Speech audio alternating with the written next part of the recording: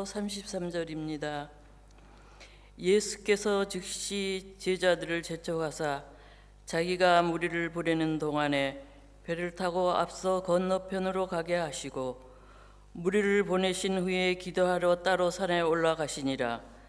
저물에 거기 혼자 계시더니 배가 이미 육지에서 술이나 떠나서 바람이 거스름으로 물결로 말미암아 고난을 당하더라. 밤 사경에 예수께서 바다 위로 걸어서 제자들에게 오시니 제자들이 그가 바다 위로 걸어오심을 보고 놀라 유령이라 하며 무서워하며 소리 지르기를 예수께서 즉시 이르시되 안심하라 나니 두려워하지 말라.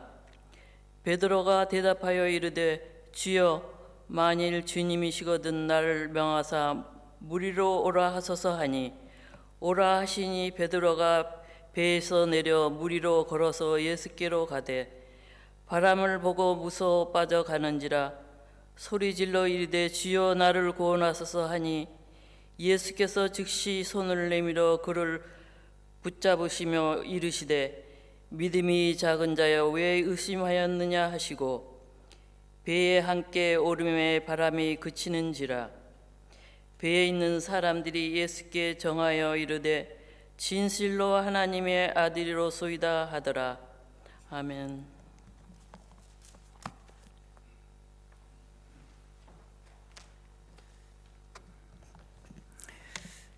예, 오늘 이렇게 스크린이 고장으로 인해서 우리가 찬송가를 들으면서 보면서 예배 드리게 됐습니다. 제가 전에부터 우리가 그 기계 문명에 이제 익숙해져서 뭐 아무렇지도 않은데 이제는 좀 한 달에 한 번 정도는 스크린 다 없이, 그래서 우리 방송실에 있는 분들도 다 내려와서 오셔서 한 달에 한 번 마지막 주일은 찬송가 성경책을 가지고 우리가 참 예배 와서 예배 드리면 좋겠다. 한번 그 계획을 내가 내년부터는 한번 이제 실시해야겠다라고 늘 마음에 생각하고 있었는데 오늘 하나님께서 11월 달부터 하게 하셨는지 이렇게 우리가 찬송을 들고 교회 오게 하는 그런 날도 하나님께서 허락해 주셨습니다. 저는 또 이것도 하나의 또 좋은 기쁨인 것 같아요. 성경 찬송 들고 오시는 것도요. 예, 고맙습니다. 그리고 한 가지 더 광고 드린다고 하면 오늘 티타임 때 우리 방 집사님 네 분 한국 갔다 오신 기념으로 떡을 대접해 주시고, 또 한 가지는 우리 운유기 성도님 8순 생일 맞이하셔서 케이크를 또 준비 하셨습니다. 환갑 아닙니까? 8순입니까? 예, 감사합니다. 그리고 또 한 가지는 또 감사한 것은 본인 자랑은 하면은 이거 질투받고 아들 딸 자랑도 좀 질투받을 것 같아요. 손자 손녀 자랑은 아무리 해도 질투받지 않습니다. 돈 내고 자랑하라 그러죠. 오늘 우 박사님 그 손자가 호주 뉴질랜드 그 사이언스 대회에서 1% 안에 들었는데 그 1% 안에서도 1등을 했대요. 얼마나 박수 한번 쳐주십시다. 예, 감사합니다. 예, 손자 손녀 자랑은 아무래도 질투받지 않아요. 또 그거는 괜찮습니다. 오늘 또 그래서 케이크 이렇게 준비해 주셨습니다. 오늘 아주 티타임이 즐겁고 풍성할 것 같습니다. 고맙습니다. 예. 우리 오늘 그 무리를 풍랑을 만난 제자들 두 번째 시간입니다. 지난번에도 말씀드렸지만 이 사건 이전에 바로 뭐가 있었냐면 오늘 22절부터 읽었지만 21절까지는 13절부터 21절까지는 예수님께서 빈들에서 사람들에게 설교를 하루 종일 말씀을 가르치시고 나서, 그리고 배고팠을 때 보리떡 5개와 불고기 2마리를 갖고 있는 어느 소년의 도시락을 가져다가 축사를 하셔서 그 보리떡 5개와 물고기 2마리로 5,000명을 먹이고도 12광주리가 남는 놀라운 기적을 일으켰어요. 그러니 여러분들 그 자리가 어떤 자리겠어요? 말씀이 풍성했잖아요. 예수님의 말씀에 가슴이 전부 메어졌어요. 그런데 거기다가 오병이어로 5,000명을 먹이는 놀라운 기적을 일으켰어요. 그랬더니 가슴이 메어진 데다가 이번엔 눈까지도 그들의 보이는 것이 온통 기적이, 이 기적의 기쁨이에요. 그래서 이 기회에 우리 예수님을 왕으로 섬기자라고 하는 그 함성이 일어나요. 예수를 왕으로. 그러자 제자 이제 22절로 넘어갑니다. 예수님께서 재촉하사 빨리 배 타고 너희들은 이 바다를 건너가라. 건너가라. 그래서 무리를 예수님께서는 띄워놓고 제자를 보내고 예수님은 혼자서 산으로 가셨습니다. 자, 왜 예수님께서 22절에 예수께서 즉시 제자들을 재촉하사 자기가 무리를 보내는 동안에 배를 타고 앞서 건너편으로 가게 하시고, 왜 예수님은 제자들을 무리들을 하고 분리시켜서 건너편으로 가게 하셨을까? 그건 바로 뭐냐면, 지금 이 배 건너가기 전에 이 들판은 어떤 곳이에요?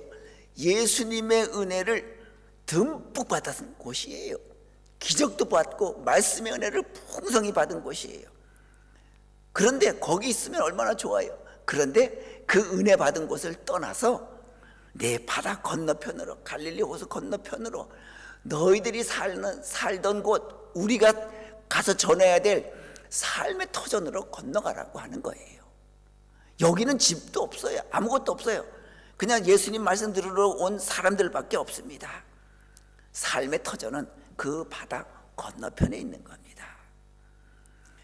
은혜를 받은 곳은 이 빈들 이곳이지만, 그 은혜를 펼쳐야 할 것은, 은혜를 나눠줄 거야, 주어져야 할 것은 여기가 아니라 바로 너희들의 삶의 터전인 바다 저편이라고 하는 겁니다. 그래서 제자들에게 바다 저편에는 너희들을 기다리는 그 불쌍한 영혼들이 있다. 거기에는 너희들이 일할 곳이 있고 일을 감이 있으니 그 은혜를 가지고 그리로 건너가라고 하는 겁니다. 여러분, 그렇습니다. 교회가 뭡니까? 교회는요, 두 가지 기능이 있어요. 하나는 은혜 받는 자리예요. 은혜를 받아야 해요. 그러려고 하면 목회자의 말씀 준비가 충실해야 되고, 기도가 있어야 되고, 성도들에게는 사랑이 있어야 됩니다. 식당도 그렇죠. 식당이 아주 문전성시를 이루려고 하면 주방장의 실력이 뛰어나서 음식을 잘 만들어야 돼요. 그리고 홀에서는 서빙하는 사람들이 친절해야 돼요. 아무리 맛있었는데 서빙하는 사람들이 불친절하고 툭툭 뱉는다고 하면 그 가게 곧 문 닫지요. 마찬가지입니다.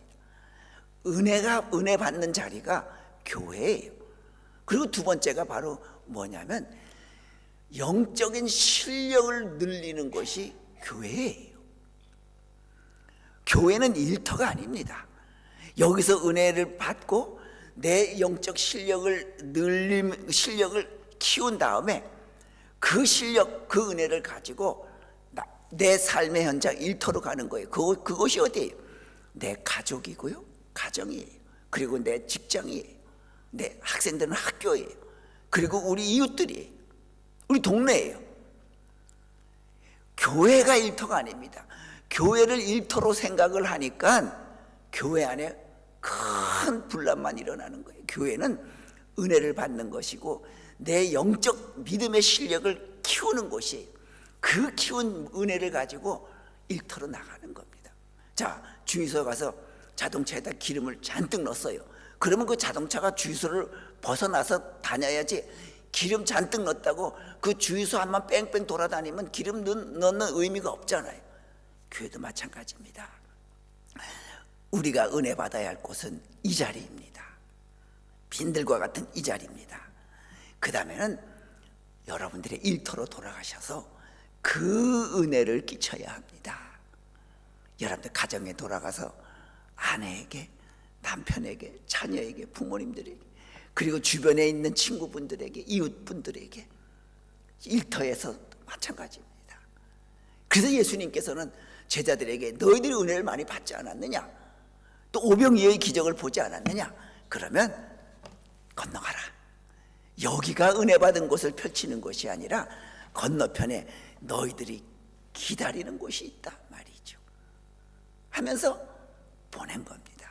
우리 교회 안에서 말씀으로 은혜 받고 나면, 사랑으로 충만하게 되면 우리 그 은혜를 가지고 우리 가정에 많이 풀어놓는, 많이 영향력을 끼치는 우리가 될 수 있길 바랍니다. 그리고 예수님은 어디를 가셨어요?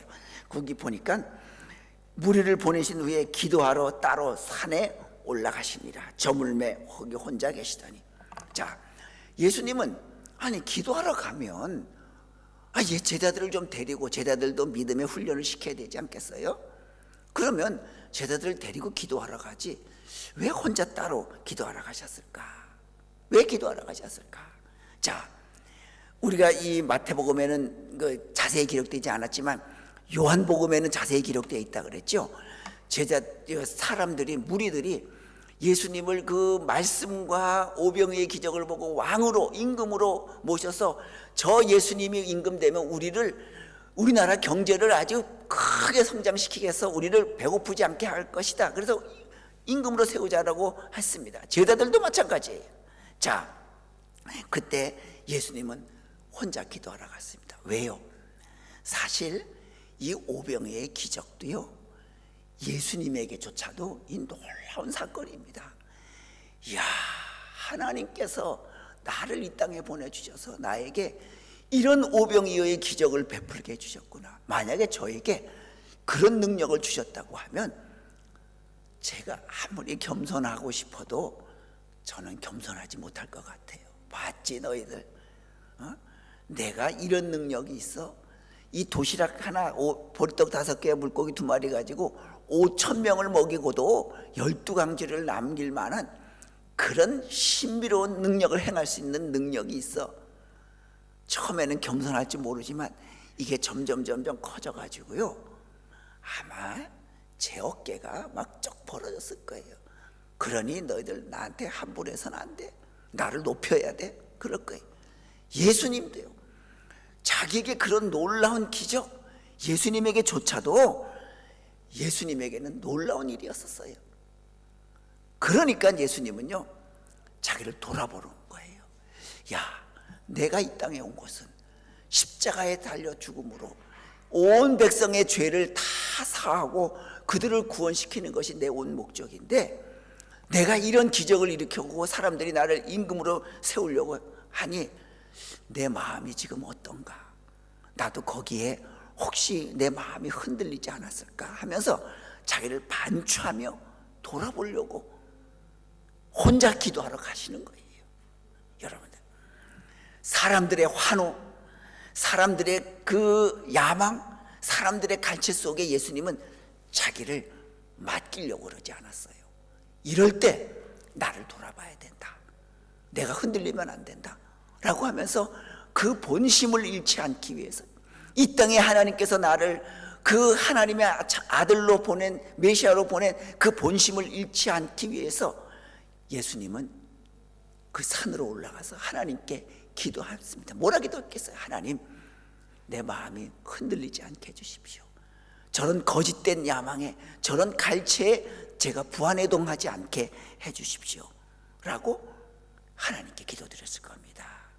여러분들, 사람이 동물과 다른 게요, 뭐 여러 가지가 있을 수 있지만 다른 게 뭐냐면 자기를 돌아볼 수 있다는 게, 그게 사람이 동물과 다른 겁니다. 우리가 과연 지금 이 내 모습이 과연 어떤 모습인가? 사람의 갈채를, 사람의 그 환호성 속에 내가 거기에 묻혀두고 또 그것을 바라면서 살아가고 있는 허위와 또 위선에 쌓여져 있는 내가 아닌가? 나의 본심은 무엇인가? 내가 과연 이 그리스도인으로서 내가 살아가야 할 목적을 내가 바로 가지고 있고 그 목적을 향해 가지고 살고 있는가? 그리고 내가 마지막 순간 죽음이 왔을 때 내가 죽음 앞에서도 내 삶을 떳떳했다고, 아름다웠다고 말할 수 있겠는가? 라고 우리를 돌아볼 수 있어야 합니다. 우리가 잘 아시는 그 생텍쥐페리의 어린 왕자에 보면, 어린 왕자가 B610이라고 하는 별에 살다가 지구로 오잖아요. 지구로 오면서 그냥 오는 게 아니라 여섯 개의 별을 거쳐서 옵니다. 그 B612 별을 떠나서 자기가 살던 곳 떠나서 첫 번째 별을 도착하니까 거기는 큰 별인데 거기에 왕이 한 명 있어요. 그런데 국민은 하나도 없어요. 생쥐 딱 한 마리밖에 없어요. 그런데 자기가 왕이라고 거들먹거리고 살아요. 두 번째 별로 옵니다. 두 번째 별 오니까 거기는요 허풍쟁이가 사는데 어떤 특징이 있냐면 사람들이 자기에게 칭찬만 해주는 것만 들어요. 자기에 대해서 조언을 한다거나 충고를 한다거나 하는 것은 전부 나쁜 사람이에요. 칭찬만 들으려고 하는 사람이 있어요. 이런 허풍쟁이를 만났습니다. 거기다 나서 세 번째 별에 오니까 이번엔 술주정뱅이를 만났는데 그는 술만 먹으면 술주정이 심해요.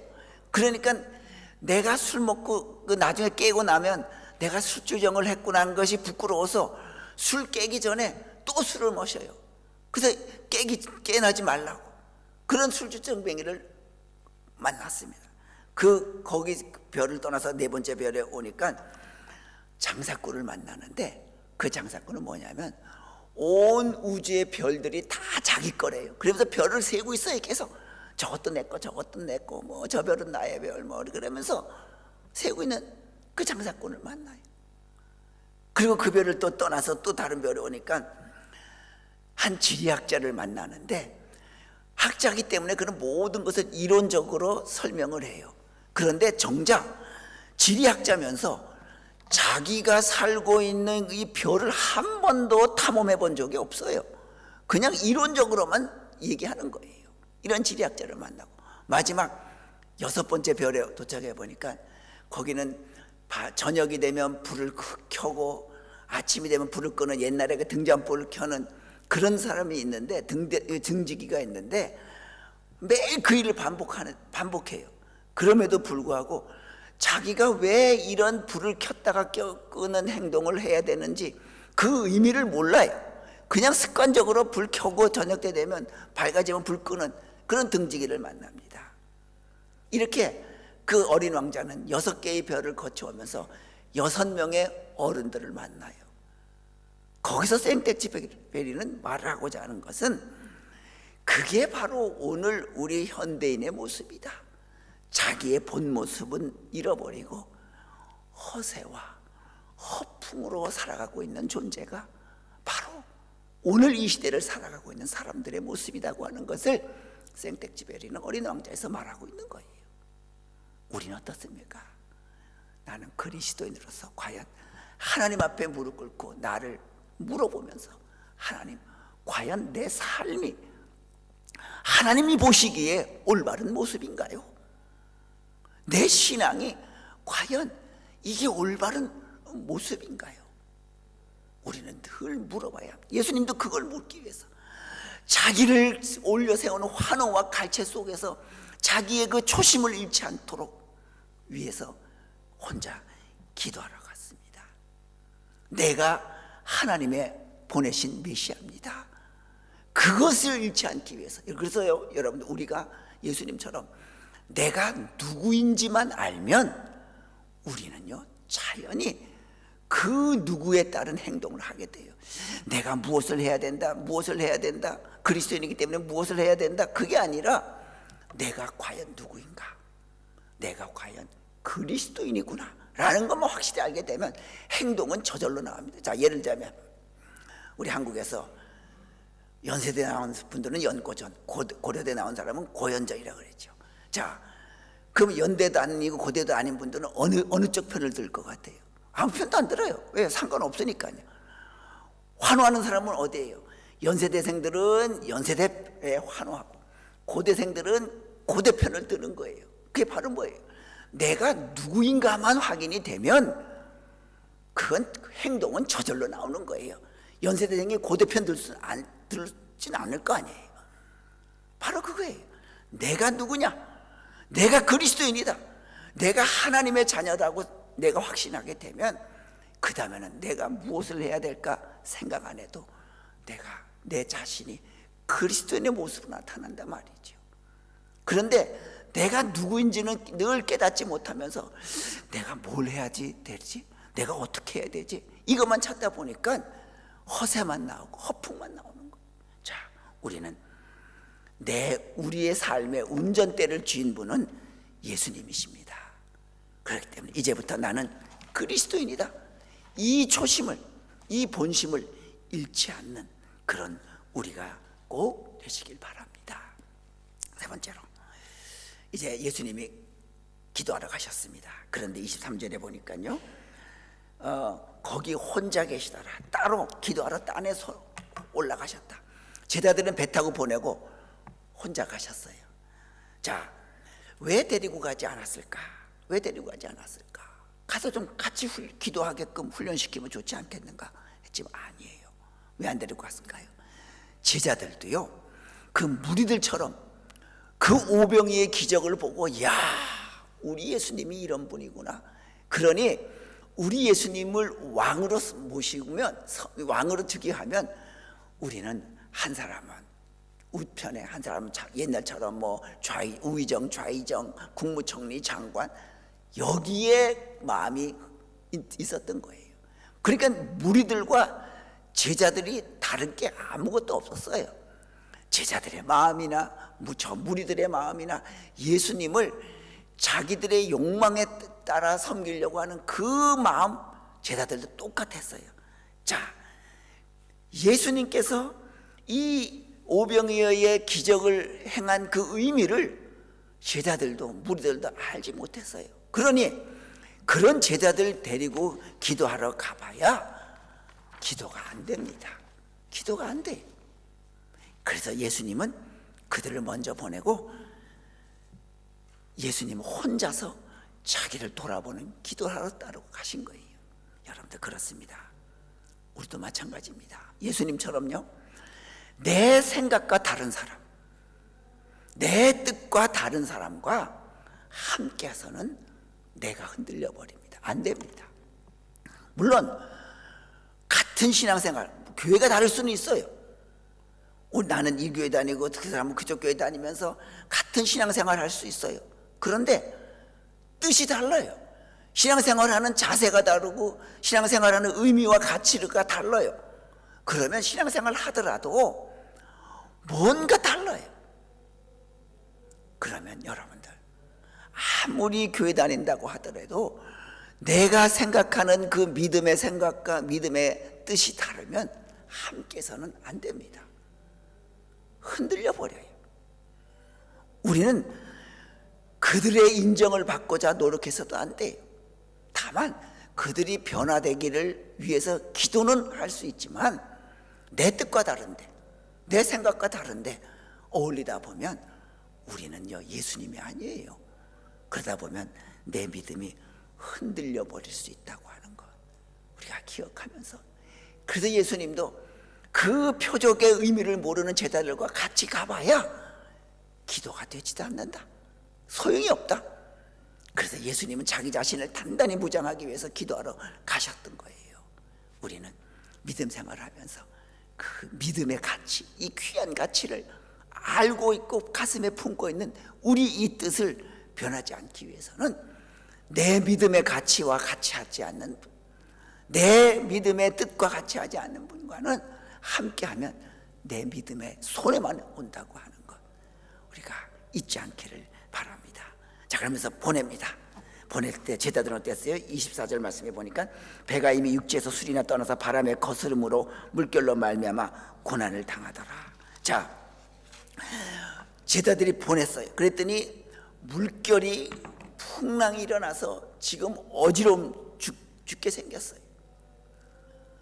제자들은 불평할까요? 아니, 예수님 우리가 배 타고 가라 그랬으면 바람을 불지 않게 해주시든지, 아니면 우리와 함께 가서 예수님이 계시면 그래도 아까 오병이어 기적처럼 이 바람도 잠잠케 해주시는 그 기적을 베풀든지 해야 되는데 본인은 오지도 않고 우리 보고 가라고 하고, 이게 뭐야 하면서 불평과 원망이 있었을 겁니다. 그런데 가만 보세요. 아무리 흔들렸어도 오늘 읽었지만 끝까지 읽었지만 다음 주에도 이제 진행될 얘기지만 그 배가 빠졌습니까? 안 빠졌어요. 안 빠졌어요. 흔들리긴 했어요. 빠지지 않았습니다. 여러분 그렇습니다. 주님이 우리에게도요, 주님이 우리에게 허락하신 고난은요, 주님이 끝까지 지켜주시는 거예요. 그냥 내버려 두지 않습니다. 우리에게 감당치 못할 고난은 주시지 않아요. 그런데 어떤 때는 정말 내가 감당치 못할 것 같은 고난이 와요. 그럴 때는 어때요? 그럴 때는 예수님께서 피할 길을 주시는 거예요. 나에게 고난이 무척 커요. 그런데 이게 해결되는 게 아니라 고난을 잊어버릴 수 있는, 무시할 만큼 보람된 의미, 기쁜 이를 우리에게 따로 주셔요. 그래서 그래, 고난은 아직도 있지만 내가 이것 때문에 살아간다, 이것 때문에 기쁘다 말이죠. 자, 제가 언제 한번 천히 얘기한 적 있어요. 제가 언제 한번 한국에서 택시를 탔는데 그 신림동을 가게 됐어요. 그 관악산 넘어서 서울대학교 근처를 지나는데 운전기사님이 나이가 지긋하셔요. 그래서 한잔 마세요. 그 하루 종일 피곤한 모습이에요. 그런데 저보고 사장님, 거기 한국은 다 사장님이잖아요. 사장님, 이번에 제 딸이 이 학교 들어갔습니다. 그래요. 그러니 그분은 얼마나 기쁘겠어요. 하루 종일 서울 시내 그 복잡한 시내를 운전하고 다녀도 저한테 자랑하고 싶은 마음이 얼마나 컸겠어요. 글로 지나가니까 잘 됐다 싶어가지고 자기 딸이 여기 들어갔어요. 그래요. 고생은 고생대로 따로 있지만 하나님께서 그에게 피할 길을 주셨어요. 기쁜 일을 주셨어요. 그러니 나는 이 하루 종일 운전해도 이 서울 복잡한 시내 다녀도 나는 하나도 힘들지 않다, 기쁘다 말이에요. 우리도 마찬가지입니다. 하나님이 제자들에게 고난을 주셨지만 그 고난 풍랑에 배는 빠뜨리지 않아요. 다 건져주셔요. 하나님은 우리에게 고난을 허락하시지만 그 허락한 고난을 주님께서 끝까지 지켜주신다고 하는 거 꼭 기억하면서 살아가시기 바랍니다. 근데 제자들은 어땠어요? 그 제자들 풍랑이 바람이 불잖아요. 그 제자들 대부분 물론 세리마태 같은 경우는 세금 하는 세무서원이기 때문에 배를 안 탔지만 많은 제자들 중에 많은 사람들이 어부였어요. 그런데 어부는 뭐예요? 갈릴리 바다에 익숙해요. 그 바람을 이용해서 돛을 달아가지고 가는 거예요. 가고 오고 그랬어요. 그 바람이 자기들의 지식이고 경험이에요. 바람이 이 정도 불면 나가면 안 된다, 이 정도 불면 배가 잘 나가겠다. 그 바람에 대한 경험과 지식이 풍성해서 그 바람을 이용하며 평소 살았어요. 그런데 이번엔 어때요? 그 바람 때문에 죽어가잖아요. 바람 때문에 죽게 됐잖아요. 여러분 그렇습니다. 평소에는 제자들에게 고마웠던 바람이 지금은 자기들에게 죽음을 위협하는 도구가 됐어요. 여러분들 기억하십시오. 평소에 내가 의지하던 것이 그것이 나를 삼켜버릴 수 있는 잘못된 것이 될 수 있습니다. 아무리 좋은 것도 내가 예수님이 아니면 그것이 나를 삶을 위협해요. 우리 그러잖아요. 나에게 가장 아픔을 주는 사람이 누구예요? 나하고 가장 친했던 사람이 나를 등을 돌리면 가장 나에게 아픔을 주는 거예요. 마찬가지입니다. 내가 이 세상에서 많은 것을 의지했지만 오히려 그것이 나에게는 내 삶과 믿음을 망쳐버리는 고난을 주는 것이 된다고 하는 겁니다. 그러기에 여러분들 우리가 끝까지 믿을 것은 다른 거 없습니다. 예수님이십니다. 변하지 않는 예수님, 그 예수님만 우리가 끝까지 의지하면서 이 세상을 살아가는 귀한 우리 성도님들 되시기를 주님의 이름으로 축원합니다. 기도합니다. 걸어가신 여호와 아버지 하나님, 우리 삶의 가운데 때로는 우리가 의지하고 기대던 것이 우리의 삶을 위협하는, 또 어렵게 하는 풍랑이 될 수도 있습니다. 그럴 때마다 오직 예수 그리스도만이 우리의 주인 되심을 알고, 내가 주님 안에 있음을 알고 주님만 의지하고 기억하며 살아가고 붙들고 살아가도록 도와주시옵소서. 우리가 인생에 여러 가지 풍파가 있을 때마다 주님께서 허락하신 고난은 주님께서 끝까지 지켜주신다고 하는 그 믿음 가지고 이 세상을 기쁨으로 의지하며 살아가도록 도와주시옵소서. 예수님의 이름으로 기도하옵나이다. 아멘.